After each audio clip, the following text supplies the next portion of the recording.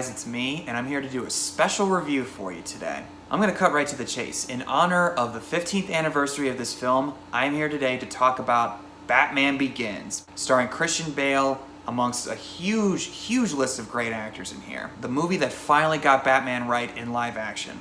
Now, I did a video on Batman Begins about 5 years ago with my good friend 22 Tiger Dude. We did a Google Hangout of sorts. We talked about our thoughts on the film, but I wanted to do like a review form of it for a long time. And I've also done videos on The Dark Knight Rises and The Dark Knight. Those are still on my channel if you want to check it out. But I never really got around to reviewing Batman Begins. I'm probably not going to say much that hasn't already been said by now, but if you guys are curious about my thoughts on it, feel free to stick around. And in case you guys haven't seen this, I will be discussing details of the plot, so spoiler warning in case you haven't seen it already. Which,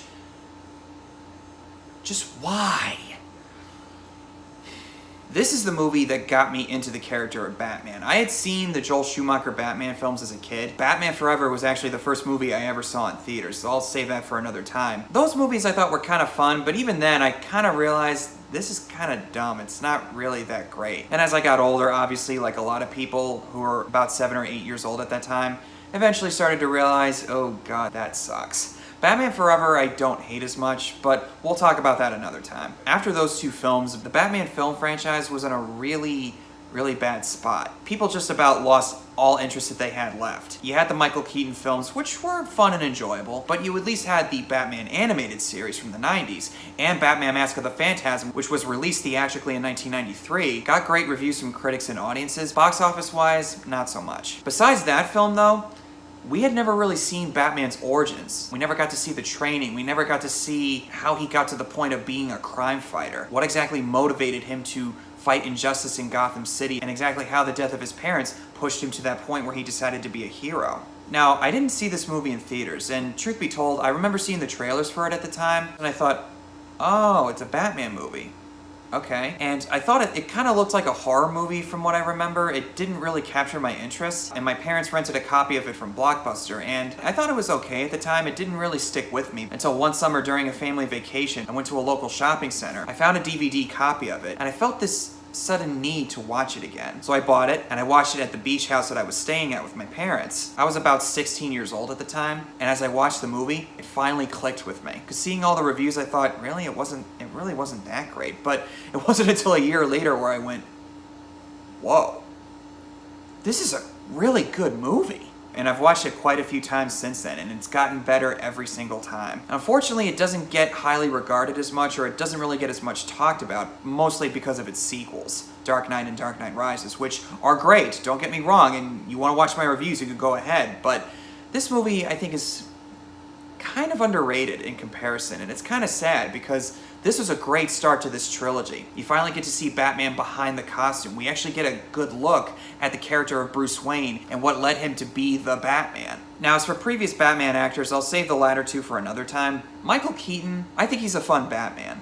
Bruce Wayne, though, didn't really find him that interesting. And that's also partly due to the writing of the character. And the Burton Batman films were fun, although I kind of prefer the 1989 Batman personally because Returns just got too bizarre for me. Bottom line, Michael Keaton's fun, but not my favorite Batman. When I think of Batman Bruce Wayne, Christian Bale's the one who comes into my mind, just like Tobey Maguire with Peter Parker's Spider-Man. As I stated earlier, up until then, Bruce Wayne's origins were never really fully explored on film, except for Batman Mask of the Phantasm, but that was animation, but still, it's a really good movie. You should definitely check it out sometime if you haven't. Bruce Wayne is this young rich kid in Gotham City, has a really good relationship with his parents, until one night they're tragically murdered outside of an opera house by Joe Chill, and he's overcome with anger and a strong desire for revenge. And I would say the first half of the movie chronicles his journey from going from a scared rich kid to an angry young man to a strong silent guardian and a well-disciplined man.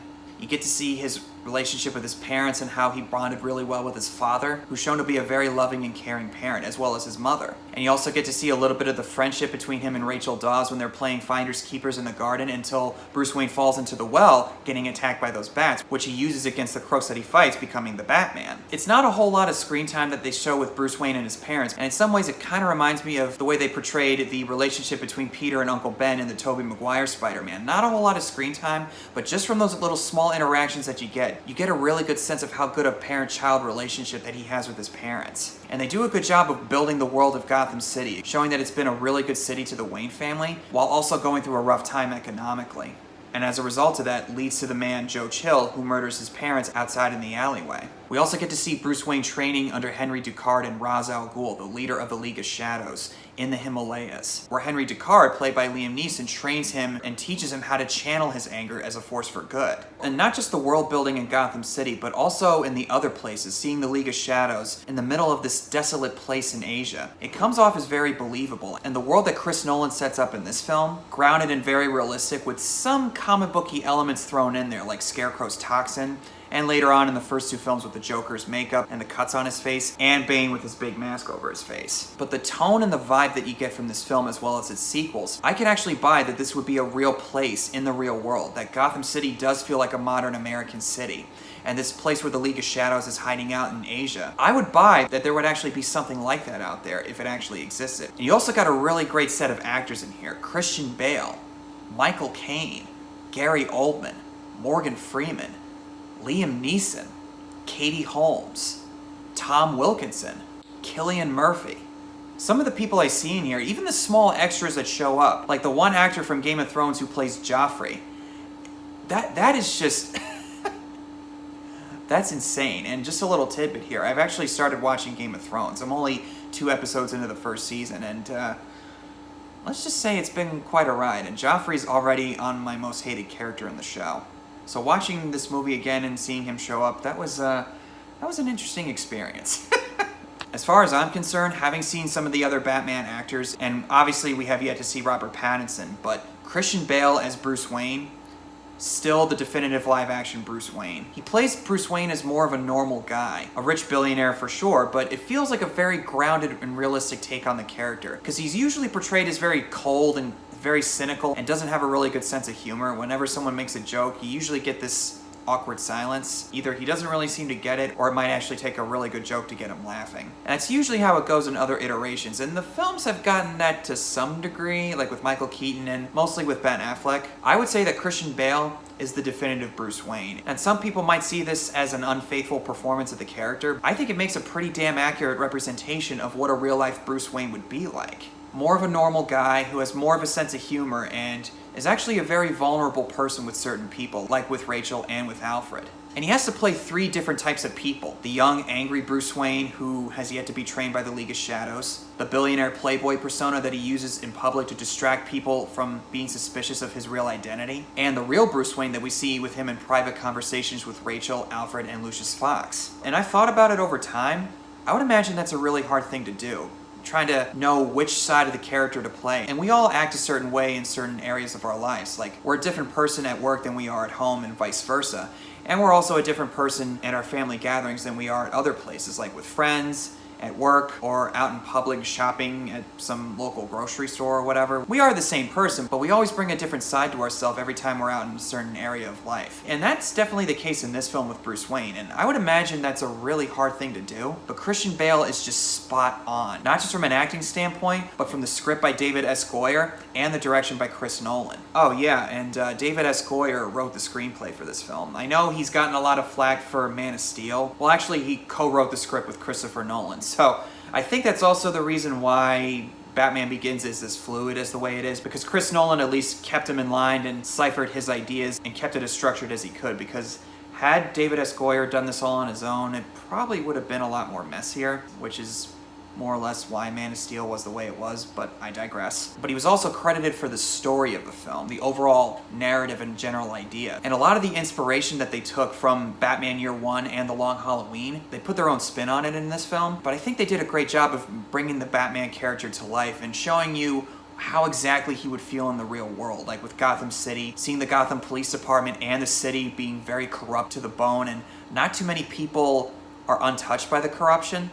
Gordon being one of the very few honest cops left in the city. And the first one to actually show some kind of console and sympathy to Bruce Wayne after his parents were killed, which is later referred to in Dark Knight Rises before Batman takes off in the Batplane. And the same musical theme plays in this scene too. Thinking about that in context of the trilogy, oh god, it gets me emotional. I'm sure a lot of people have talked about this, but the flashbacks that we get with Bruce Wayne's past and how it's intercut with his current training with the League of Shadows, it's a really effective way of getting the point across, because truth be told, up until a few years ago, about in 2016 or so, the times that I've watched the movie up until then, I always thought to myself, what's this movie about? Obviously it's about Bruce Wayne becoming Batman, but the central theme of this movie, at least. With this movie, I always wondered, what exactly are they trying to get across? Like, what's the thematic element in this film? And it wasn't until a few years ago where it finally clicked with me, with seeing how Bruce Wayne's arc plays out. You got the past and the present working in conjunction with each other, creating one whole narrative and character arc in order for the audience to understand why Bruce Wayne becomes Batman. Because in certain moments, like after Bruce Wayne falls into the ice and he's sitting by the fire with Deckard, who talks about losing his wife and how vengeance was able to help him come to terms with his loss, Bruce says, "That's no help to me." Why, Bruce? Why did you not avenge your parents? And then it flashes back to the day that Joe Chill is murdered outside of the courthouse, because during those 14 years between killing his parents and being released, he shared a prison cell with a crime boss, Carmine Falcone, played by Tom Wilkinson. And being in a jail cell, they were able to talk about certain things, and he agreed to testify against Carmine Falcone in exchange for being released. Bruce is not really pleased about that information. He's hiding this pistol in his coat, and he's ready to go in for the kill, but somebody else beats him to it, killing Joe Chill right in front of him. For a moment he feels better, but then after he reveals to Rachel what he was going to do, him looking out over the dock and still remembering the images from the night that his parents were killed, the pain is still there. He's still upset, he's still angry. And he's disgusted with himself that he would actually use a gun on somebody else just like his parents' murderer did. So later on, after he passes his final test, Ra's al Ghul tries to force him to kill someone who's known to be a murderer in the nearby village, but Bruce says, "No, I'm no executioner." Your compassion is a weakness your enemies will not share. That's why it's so important. It separates us from them. And then Ra's al Ghul later reveals that they're actually going to use him to attack Gotham City, since they think that it's so riddled with corruption that there's no way that they could save the city except for the fact that they can destroy it. Bruce, who feels a strong love and care for his city, doesn't want to go through with it. And still experiencing the pain and loss of his parents the day that he tried to kill Joe Chill, that's what really brings him to his role, that he will not become an executioner. He will not become a murderer. He will not stoop to the level of the criminals that he fights. And I think that arc is flawlessly executed in this film. He comes back to Gotham and decides that he needs to use something really dramatic to shake people out of their apathy and let criminals like Carmine Falcone know that he's not messing around. I'm Batman. Speaking of Falcone, Tom Wilkinson plays him in this movie. And Falcone is the known character in the comics as like a Tony Soprano kind of character, and that's pretty obvious with his accent, which sounds like he's from the New York metro area. An East Coast accent, especially in New York dialect, that's a lot harder than people realize. And it actually kind of makes me feel right at home, because a lot of relatives of mine are from New York City at least, and the North Jersey area. And so when I hear that accent, it just makes me feel like I'm listening to a relative at a family gathering. It's just, yeah. And it's a really great scene where he confronts Carmine Falcone at his private restaurant. Bruce is just so mad that he didn't get his revenge, and after Rachel shows him just how deep the corruption really is in Gotham, Falcone just breaks it all down. Bruce doesn't mean anything to him, or anybody else that he has in his pocket. You've never tasted desperate. You're Bruce Wayne, the Prince of Gotham. You'd have to go 1,000 miles to meet someone who didn't know your name. Don't come down here with your anger, trying to prove something to yourself.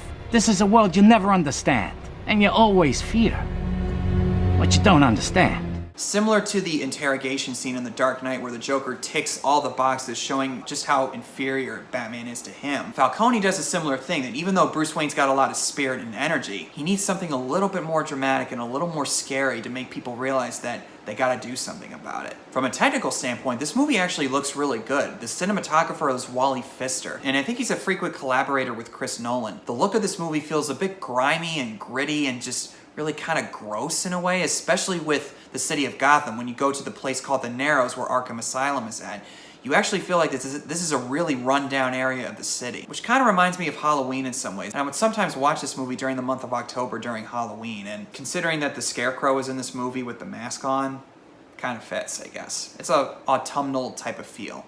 At least for me it is anyway. Not to mention the musical score by Hans Zimmer and James Newton Howard. Now, Batman over the years has been graced with so many great musical themes. Hans Zimmer's version of the Batman music, it's still my favorite, and my favorite track is obviously Molasses, which is played in the sequence where the Tumbler's being chased by the GCPD. I have that on my iPhone, and I've listened to that on the highway quite a few times, and that's, kids, don't try this at home.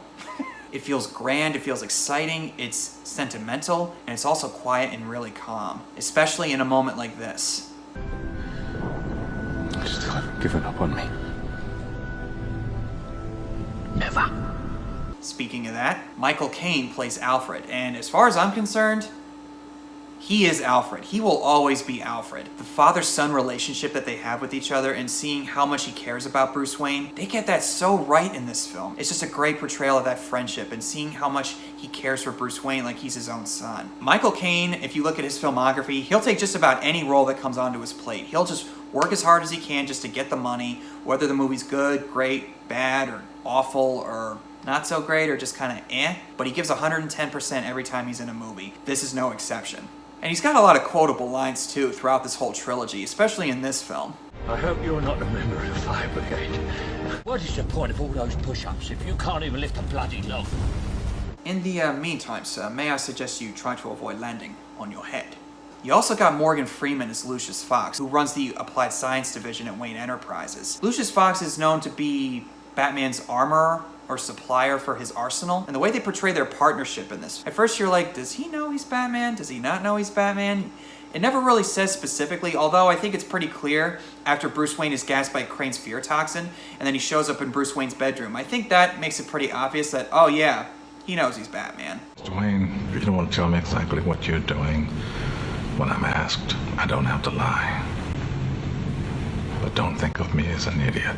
Then you got Gary Oldman as Commissioner Gordon, or Sergeant Gordon as he's shown to be at this point in the trilogy. Bruce, who remembers him from giving him some consult after the night he lost his parents, sees him as a potential partner, seeing that he's one of the few uncorrupt cops left in the city. And the crime-fighting partnership that they form feels so faithful to the way it's portrayed in the comics and in the animated series. Gary Oldman is the perfect fit for Commissioner Gordon. Just like with Christian Bale as Batman, he's who I think of when I think of Commissioner Gordon. Rocking that mustache, you can't go wrong with that. Then there's Cillian Murphy, who plays Jonathan Crane, aka the Scarecrow. He has a relatively minor role in this, and it turns out that he's actually helping Ra's al Ghul with his plan to destroy Gotham City, although he thinks that they're going to hold the city to ransom, which, well, I don't know. If it gives him an opportunity to use his toxin, you gotta try somehow. Cillian Murphy isn't really given a whole lot to do, and I think that considering how out there he is in the comics with like his powers and the visions that he creates for his victims, wouldn't have fit Chris Nolan's vision, who wanted to go for a more grounded and realistic take. But what we do get to see, it's pretty freaky. And like the first time you see Carmine Falcone get sprayed by that toxin, and then later Batman gets a dose of it, it just makes you go, ugh, how do you fight that?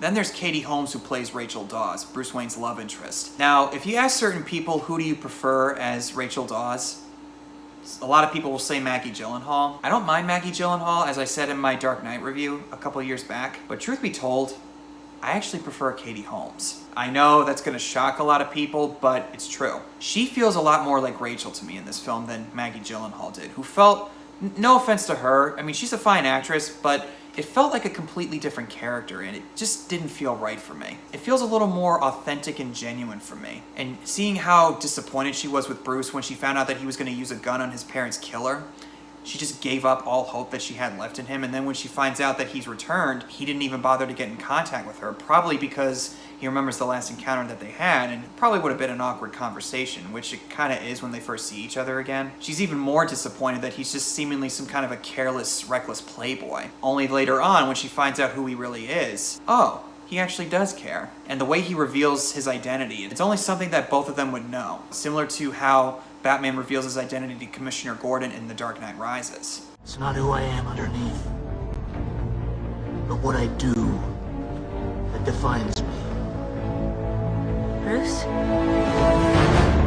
And I've talked about this before, and I don't think I'm ever going to stop talking about it, but something that this movie gets made fun of a lot for is Christian Bale's Batman growl, and that it's too stupid and silly and over the top. I still remember when I first watched this, hearing him talk the way he does, I kept thinking, why is he talking like that? That's ridiculous. But after a while, I got used to the voice, and now all these years later, I actually don't have a problem with it. I can joke about it, and I could laugh and appreciate certain jokes about it, but I do like the fact that he goes above and beyond to mask his voice in order to throw people off and trying to think that, wait a minute, is that Bruce Wayne? Because he sounds a lot just like him, because Bruce Wayne's a public figure. If he talked like the way he did, saying, Falcone sent them to kill you, you rattled his cage, she would have recognized him instantaneously. And also, how intimidating would he be if he was interrogating Flash saying, "Swear to me! Swear to me!" It wouldn't have had the same effect. So I don't have a problem with it, as seemingly a lot of people do, but I think it works. And my favorite use of his Batman voice in this film is when he's interrogating Gordon's partner, Flash. Something hidden. What? I never went to the drop-off point. It was in the Narrows.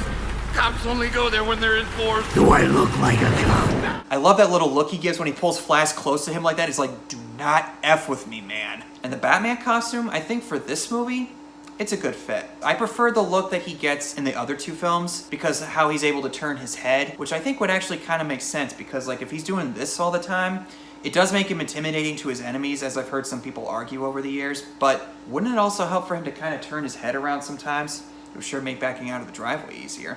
And you got some really good action scenes in here too. Probably the best one is the tumbler chase, where Batman is trying to save Rachel, who's been poisoned by Crane's toxin, going through the streets of Gotham, evading the GCPD any way that he can, avoiding the helicopters, going into stealth mode. With the Molasses theme by Hans Zimmer, it's awesome. I love it. In a vehicle. Make and color. It's a black tank.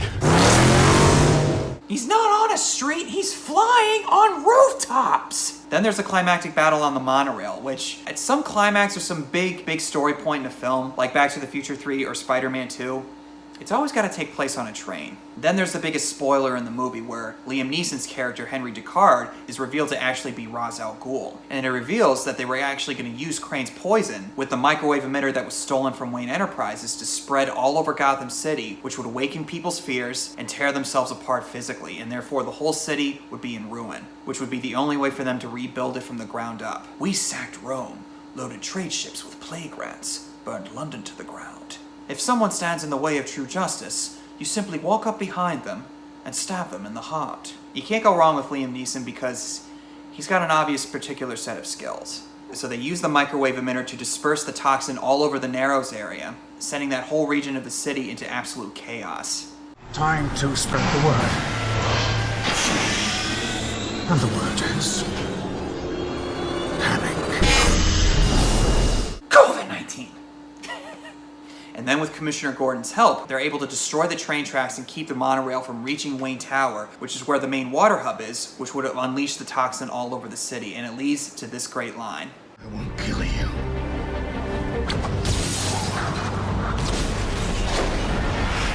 But I don't have to save you. One of the best lines that I've ever heard from Batman, period. Batman is viewed as a public hero. Lucius Fox becomes the CEO of Wayne Enterprises, stealing it from Rutger Hauer's character, and Bruce Wayne becomes the owner of the company after buying most of the shares. Didn't you get the memo?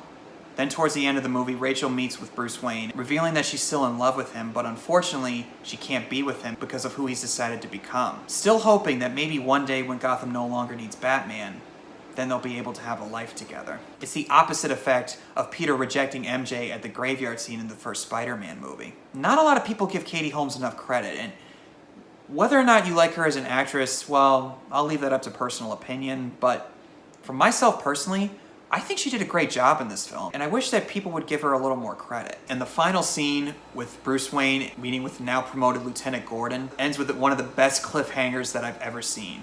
Waves a calling card.